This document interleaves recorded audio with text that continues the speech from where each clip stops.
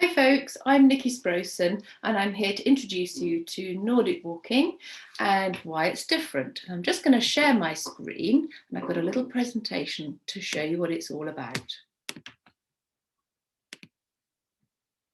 So yes, Nordic walking and why is it different? What makes walking Nordic walking? So I'm Nicky Sproson and the business that I run is Walks Helvel in Ullswater. And I'm super excited today to have been invited to introduce my passion and my hobby to you. And indeed, it is my job as well. As a Nordic walking instructor, I probably have one of the best jobs in the world, whatever the weather. I'm also a mountain leader, so I take people with their Nordic poles up the fells. But I'm here to introduce Nordic walking on behalf of all my fellow Nordic walking instructor colleagues with walks. We're based throughout the UK. There's over 300 of us, and there's many other Nordic walking instructors who are part of different organisations and different regulatory bodies. But we all deliver a similar technique, just with a little different take on it. I'm speaking to you from the shores of Ullswater, which are about 200 metres from our office, which is where I'm presenting from today, and I'm going to show you how it all works. But where I teach, it's kind of learn with a view, as you can see from the next slide.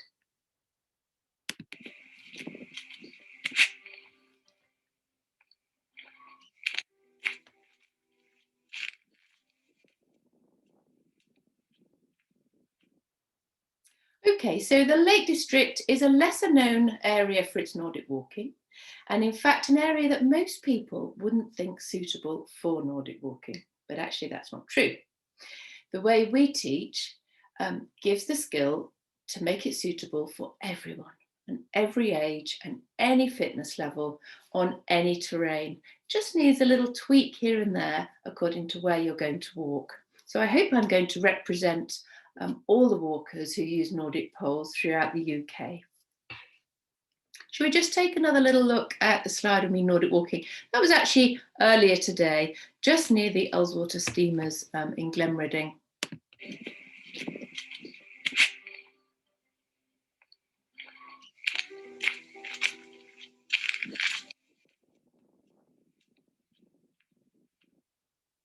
So you can see that the poles are seriously propelling me forward. And believe it or not, there's actually quite an art to doing it. And there's a few questions that we'll hopefully answer for you today.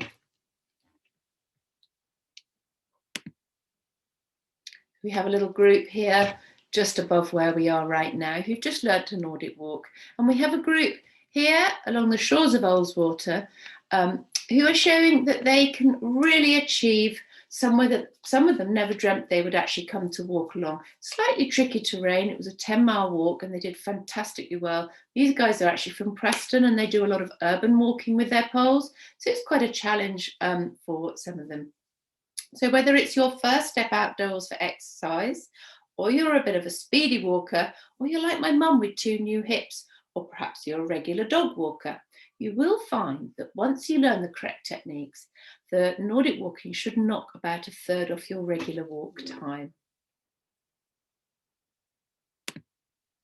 So we can walk with our poles on various terrain and make it efficient, make it an efficient use of our body and our energy.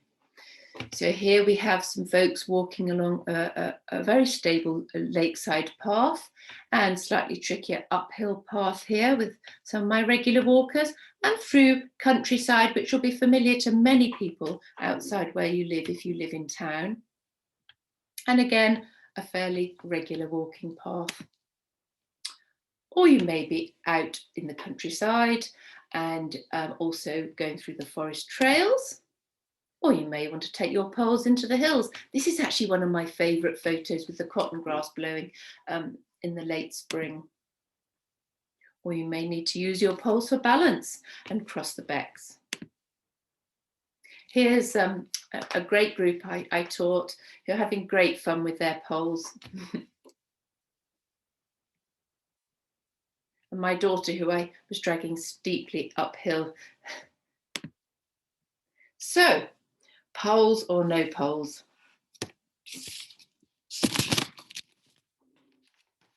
That's the question. Trekking or Nordic poles?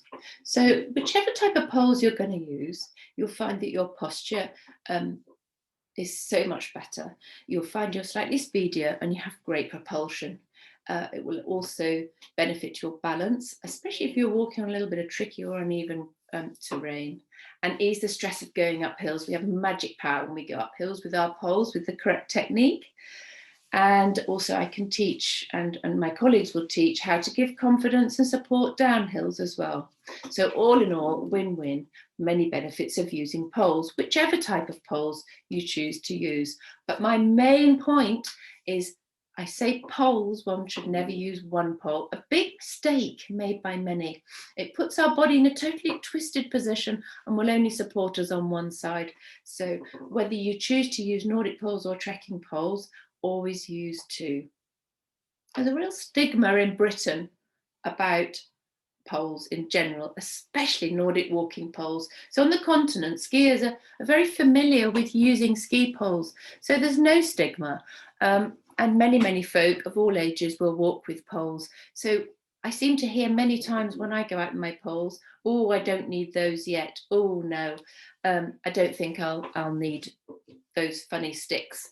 But they don't realise the benefits that we can gain from using our poles. So whichever type of poles you choose to use, if it gives you confidence, it's going to help folk outside. Either way, it's brilliant, but it's not Nordic walking. So Nordic walking was the real trick for me. I took up Nordic walking after 4 children, and I just needed something to get me back out there. I needed something to really help with the bad back that I had and really build my core. I tried running and I tried various other gym sports, and it just wasn't for me. And I wanted to feel the energy from the outdoors, and Nordic walking was the way forward. It didn't take me long to become a Nordic walking instructor and want to pass my passion on to other people. So if you're like me and you want to get going in the outdoors, there is a way to use 90% of our major muscles and to burn 40% more calories, which I think everybody wants to do. As long as you're eating healthily, it means you can eat more calories because we're burning them off in the outdoors.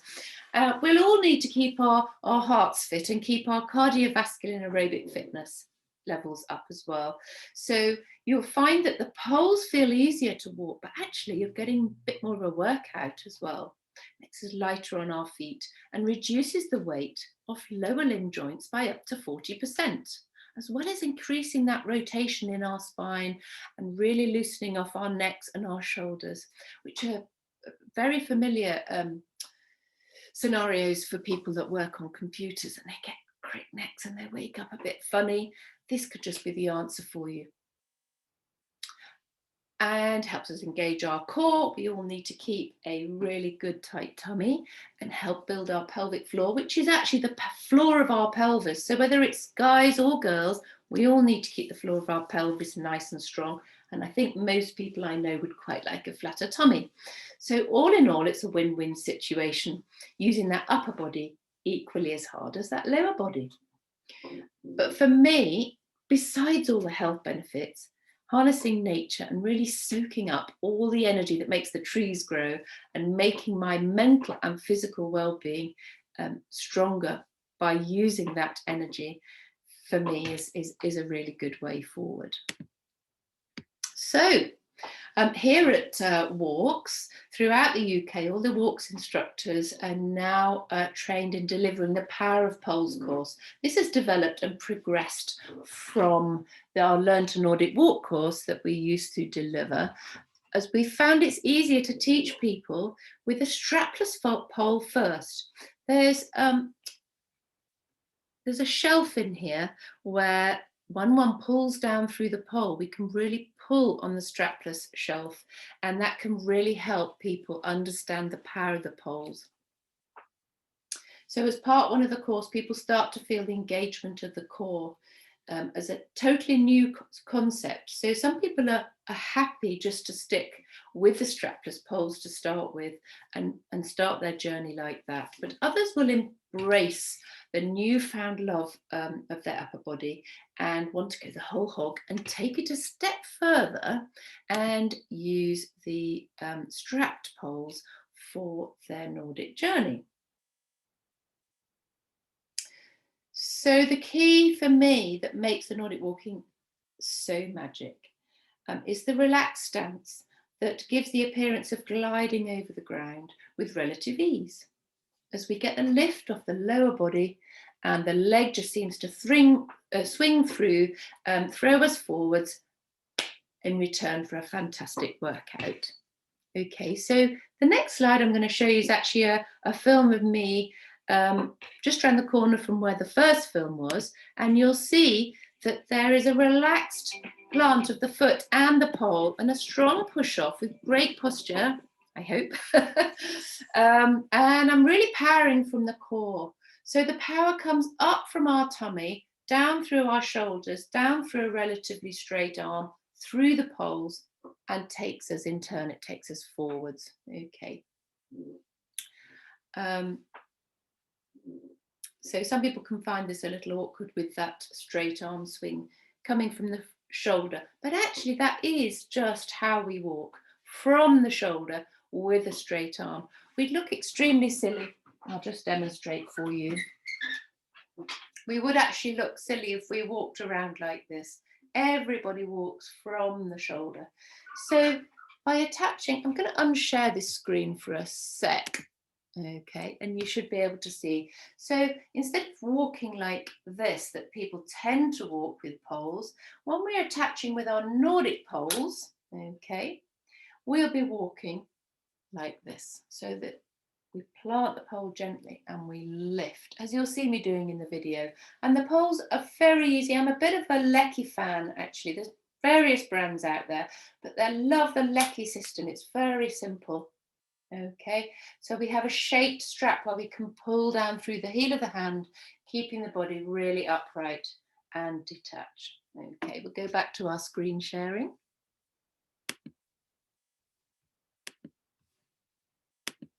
So we just have another look at this film, and you can see the relaxed fashion in which I'm walking with a very strong power as I pull through the heel of the hand.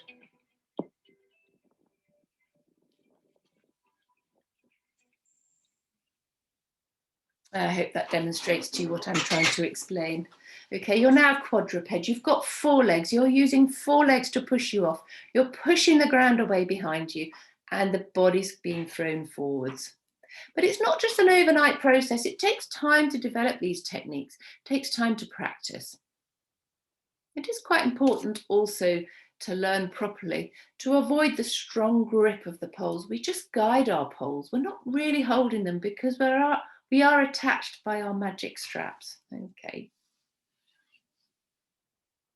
There's lots of folk out there that can enlighten you on the Nordic walking techniques.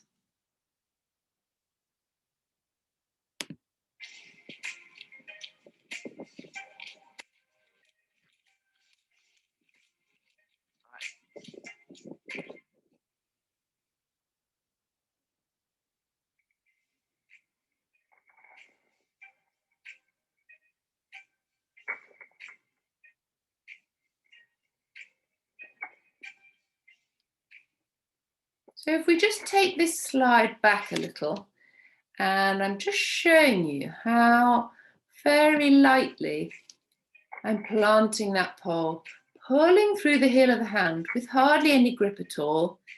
And the pole is pushing my hips and my body forward as I lift my chest, rolling through the foot.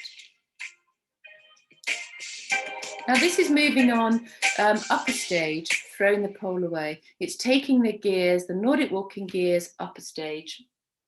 So that isn't a posture that one would have straight away. That is something we'd really build up to using. And we wouldn't be able to use that technique over a long distance. We could use that like interval training. So we'll have a good power and then we'd have a relaxed few minutes and then a good power on again. Okay. We can also use our Nordic poles for ski fit, for balance practice, for circuits. I know one instructor that I work with does wake up circuits in Hampstead Heath in the mornings.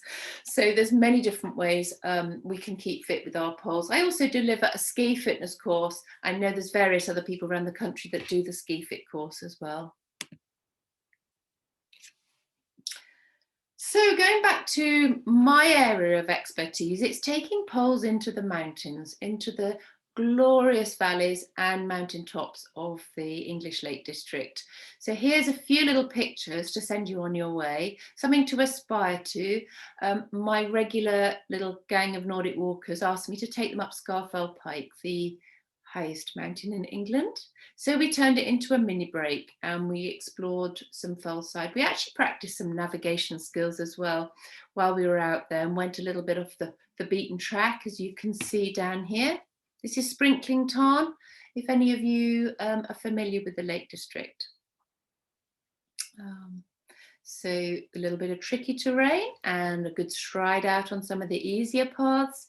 And a fantastic little break we had last September, a huge relief after the lockdown of earlier in the year, and a great sense of achievement for everyone, who some of whom who'd never dreamt they'd go up a mountain, and here they are. So well done, folks.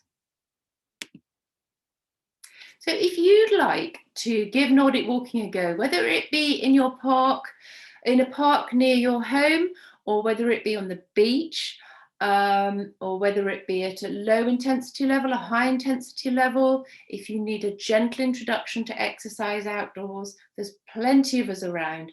They're not all mountain leaders. Some people will literally just encourage you to take that first step to start your journey outdoors to keep fit. So if you look up on the Nordic Walking .co.uk website or the walks.co.uk website, you will find a way to take you there. Thank you very much for listening, and I hope to see you in the Lake District soon.